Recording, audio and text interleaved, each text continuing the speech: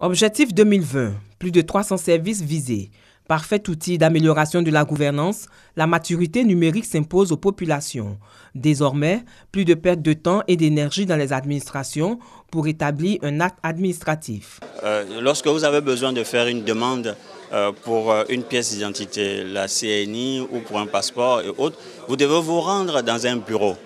Aujourd'hui, c'est de faire en sorte que cette démarche-là, vous puissiez la faire à travers votre téléphone mobile ou un ordinateur simplement. Le projet e-Gouv a été lancé pour accélérer le développement. 2 ans après, quelques administrations, notamment l'éducation, la santé, l'emploi et le tourisme, sont touchés. L'objectif, c'est de dématérialiser la totalité de la relation entre l'administration et le citoyen.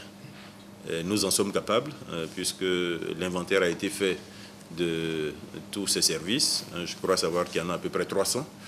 À la fin de cette année, si le calcul a été bien fait, nous devrions être à 145.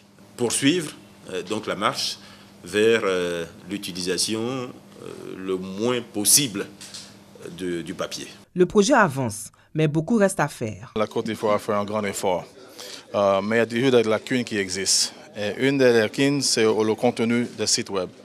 Je pense qu'on a besoin de plus d'informations, plus de services en ligne. Le coût d'accès est un peu élevé.